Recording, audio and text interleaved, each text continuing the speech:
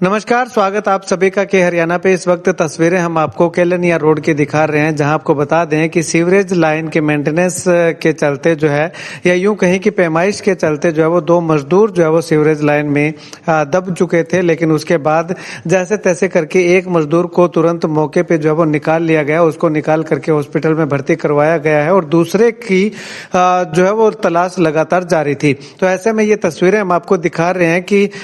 इस दौरान सिरसा के विधायक गोकुल सेतिया भी वहां पे पहुंचे थे और उन्होंने खुद जो है वो निरीक्षण किया कि आखिर किस प्रकार से निकाला जा रहा है। लेकिन रस्से की सहायता से जो दूसरा मजदूर दबा हुआ था उसको जो है वो ढूंढ निकाला और ढूंढने के बाद जो है रस्से की सहायता से उसको जो है वो बाहर खींचा गया। अगर बात करें तो ये जो सीवरेज लाइन है ये कम से कम 30 फीट गहरी जो है वो दबी हुई है, जिसमें जो है वो काम करने के लिए या पैमाइश करने के लिए मजदूर जो है वो नीचे उतरे थे, जिससे कि जहरीली गैस होने के कारण जो है वो बेहोशी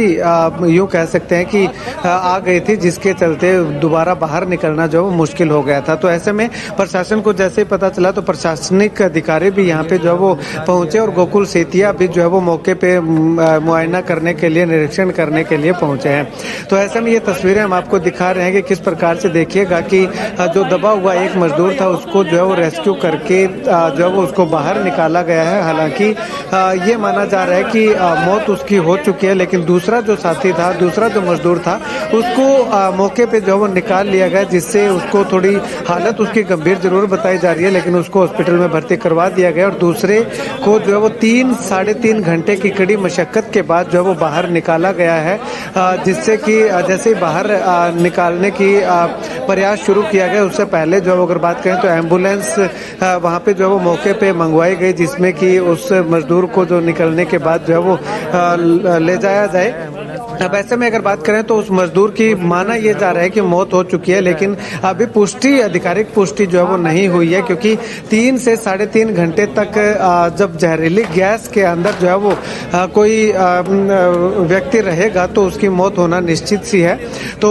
उसके चलते बताया जा रहा है कि उसकी मौत हो चुकी है, लेकिन जैसे ही उसको निकाला गया, निकालने के बाद जो है वो उसको चादर में लपेट करके जो है वो एम्बुलेंस में हॉस्पिटल की ओर जो है वो रवाना कर दिया गया है। उसके बाद अगर बात करें तो गोकुल सेतिया जो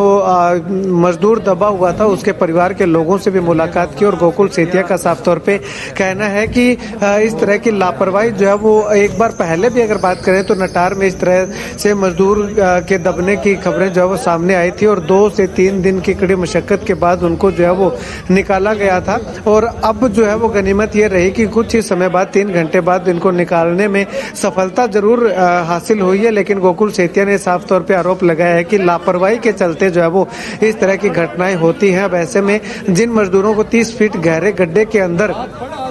भेजा जाता है तो उनको जो है वो सुरक्षा के उपकरण या इक्विपमेंट जो है वो दे करके गड्ढे के अंदर उतारा जाना चाहिए, जिससे कि उनको किसी तरह की कोई जान माल की हानि ना हो, नुकसान ना हो, किसी का पिता, किसी का बेटा जो है वो अपनी जान से हाथ धोने से बचाया जा सके। खैर, गोकुल सेतिया का साफ तौर पे कहना है कि वो उनके परिवार के पास भी जाएंगे और उपायुक्त महोदय से मिल करके प्रशासन की ओर से जितना हो सकता है उनका सहयोग, आर्थिक सहयोग करवाने का प्रयास उनके द्वारा किया जाएगा।